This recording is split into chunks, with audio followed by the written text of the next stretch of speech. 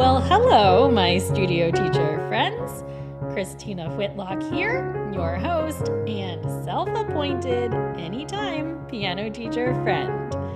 It's a bittersweet day here at Beyond Measure because first, I am newly home from the 2025 NCKP conference and you guys, it was incredible.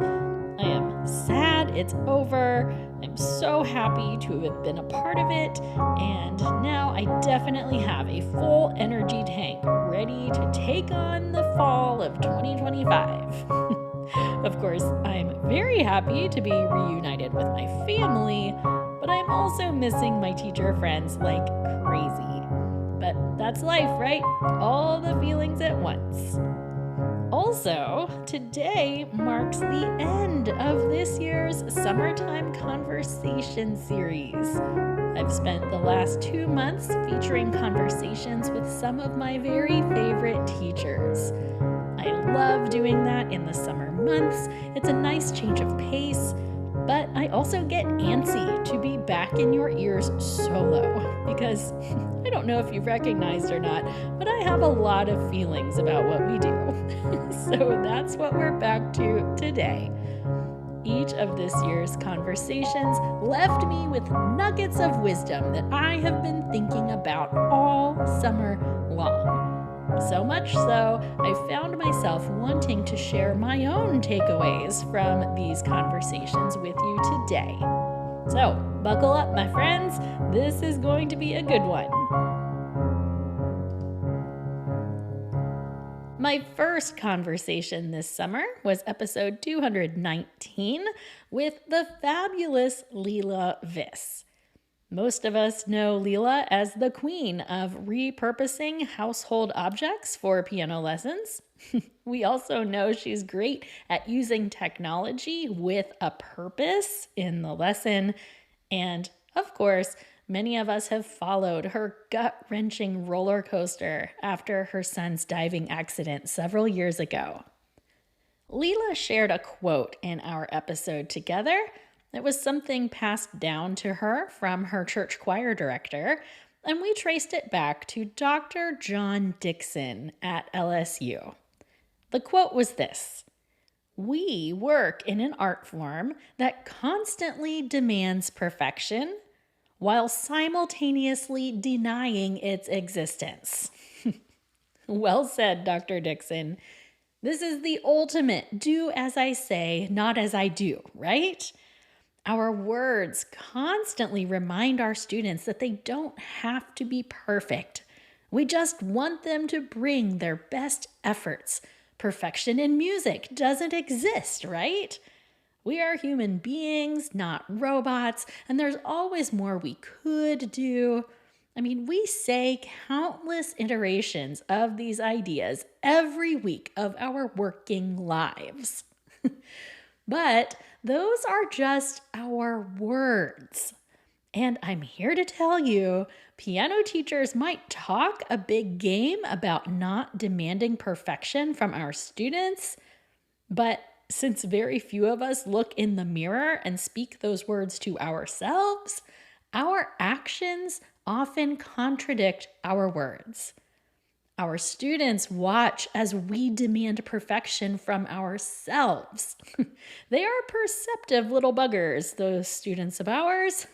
They can read the frustrations that we feel with ourselves and our own shortcomings from a million miles away. And that, friends, is a problem. If we have any chance of helping our students embrace their humanity and its limitations, we have to start by accepting our own. Again, this contradiction of expecting perfection while also denying its existence has been bouncing around my brain for weeks. And because it's top of mind, I couldn't help but see it on display everywhere at the NCKP conference this past week. Give a group of piano teachers a silly icebreaker activity and watch the perfectionism spike. It cracks me up. One moment we're all like, I just want my students to have fun playing music. And then the next, we're over here sweating bullets over a directive to draw 4 squiggles on a piece of paper and turn them into birds. As though there's any one right or wrong way to do that. Oh, that was a reference for those who attended the NCKP Summit for Innovation on Wednesday. If you know, you know. Moving on to episode 220, Jason Sifford and I talked about all kinds of things related to the music publishing industry. Now, Jason is like me. He likes to think big thoughts. And there are a few things he said that have been rattling around my brain incessantly all summer. Here is a gem, though, that you might not have heard. You may be aware there are bonus conversations with all 6 summer guests inside the Super Friends community on Patreon. You can get access to those conversations for supporting the Patreon community for just $3 or $6. Anyway, in Jason's bonus conversation, he says this, and I quote, "There is an activity humans do called music. They have always done it. They always will. At this particular moment in time, we are the ones charged with helping people be part of it and participate in it in meaningful ways. That is the best we can hope to do with it. Not anything super grand, but simply to help the people in front of us be participants in a meaningful way." Now, did you catch this little caveat he stuck in there? He said, at this particular moment, we are the ones tasked with helping people participate meaningfully in musical activities. You probably already know my obsession with legacy in this work. We are all links in this chain, right? Our teachers learned from their teachers, who learned from their teachers, and on it goes. Each teacher leaves their mark and sends ripples through future generations of music students. And this means at this particular moment, it's our turn. What mark are we leaving? What positive direction are we nudging music study in? I think sometimes we get focused on how we feel limited by current circumstances, but the truth is, meaningful musical experiences are going to take on many different forms as society changes, and we're wise to know our real role. I don't think anyone is going to phase out piano teachers anytime soon. I actually believe our jobs are going to become even more valuable because of how rare it's becoming to have one-on-one attention from another human being for an extended amount of time. But that idea of helping students participate in music in meaningful ways, we might need to grow and evolve a little bit in our approach to the lesson experience. Some of you know I've been up to my eyeballs in research about the science of play this summer, and it has truly rocked my world. Play in its truest form, actual play, is becoming one of the most valuable commodities we could offer. It's increasingly rare and difficult to come by in our world today. But we all know the traditional piano experience is not necessarily known for being playful. I've been working hard to redefine what play looks like in the piano lesson and why society has it all wrong. If you're interested in hearing more on that, hang around to the end of the show and I'll tell you more. Or you can always check out the link in today's show notes. So anyway, thanks Jason Sifford for the reminder that our work is to help people participate in music in meaningful ways. I have repeated that phrase over and over and over to myself many times these past few weeks, since, that should also be my goal as a musician as well. I should simply seek to participate in music in meaningful ways. Okay, I'm moving from big thoughts to something super practical. Are you ready? In episode 221, Florence Phillips and I talked about her 16-week project teaching piano to adults in a maximum security prison. I still get goosebumps thinking about that one. Even though Florence's experience tugged on my heartstrings in all sorts of ways, I really want to reiterate something that we should all be implementing.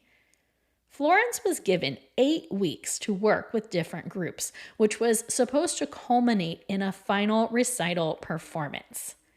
Now, we all know that 8 weeks to recital time is a crazy order, but Florence made it work. And this really got me thinking about how much we underestimate the power of the time we have with our students. As a piano teacher, it's so easy to only think as far as next week or maybe even next month. But what if you started this school year with a specific focus or a goal for the next 8 weeks? Now, the number of weeks is not important, but just think about this. 8 weeks to learn all major and minor pentascales. 8 weeks to sight read through an entire supplemental book. 8 weeks to be able to identify intervals by ear. 8 weeks to composing an original piece. 8 weeks to finishing a personalized arrangement of Happy Birthday. 8 weeks to playing the blues scale. Whatever. The possibilities are endless, but what if you dreamed up a goal for 8 weeks and ran with it? It's not that this would be the only thing you would do for those weeks. I certainly hope not. But I promise you, we can accomplish more that way than we will if we just take things week by week by week. Teachers are always asking me how to fit it all in. The ear training, the improv, the chord study, the technique, the sight reading, the rhythm drills. And the truth is, we can't do it all. But I think the best solution lies in these small bursts of focus on a specific concept. If Florence Phillips can get a group of incarcerated adults to play Lean on Me in 8 weeks together, what can you do in that same amount of time? Whew, okay, I'll be honest, that's already quite a bit to think about. So I think I'm going to leave it there, and we will pick up my takeaways from the final 3 guests next time. I really do hope I've inspired you to consider what message your actions are conveying about perfectionism during the lesson, regardless of what you are saying with your words. I hope we can remember not to take our work so seriously that we strip away the actual goal of helping students participate in music in meaningful ways. And I challenge you to start your fall semester with an 8-week goal of some sort. Now, this is low stakes. No one will show up at your door and take away your piano teacher license if you fail to meet your 8-week goal. And yet, I would almost bet money that you will end up further ahead in the grand scheme of things than if you didn't set a goal at all. We spend a lot of accumulated hours with our students, and we can accomplish a lot in that time. I want to remind you, this is your last chance to grab my newest resource for its pre-sale price of $29. On Friday, August 1st, I'm hosting a live watch party for my latest recorded video, The Paradox of Play, Taking Fun Seriously. I am tackling the age-old question of how to do this very important work without making it feel heavy. Here's the crux of the whole thing. Society has convinced us that work is the opposite of play, and therefore we feel like we're fighting a losing battle. But it's just not true. Work and play can coexist, and actually, they do so quite naturally and quite beautifully when you know how to do it. I cannot help but believe this research, which is grounded in science, is the key to the future of piano study. Again, you can score this research for just $29, but only through Friday, August 1st, and then the price will increase. As always, anything you purchase from me goes right back into supporting the making of this podcast, so your $29 actually scores you a double victory. Head to ChristinaWhitlock.com/paradox or find the link in today's show notes. Okay, friends, thanks for listening to that. Let's toast our way out of here, shall we? Studio teacher friends from all around the world, let's raise our glasses together today as we celebrate the increasingly important role we play in society today. Real relationships, focused attention, play. These are all things that are more and more rare in our students' lives, yet they are also fundamental needs of the human condition. May we go forward knowing the value we provide, never questioning our worth or our impact. Cheers to you, my teacher friends. Hear, hear. That's it for this week, friends. Next week, we'll tackle my obsessive thoughts from my conversations with Jana Williamson, Elizabeth Davis Everhart, and Diane Heidi. They're good ones too. But in the meantime, onward and upward toward everything life has in store for you this week.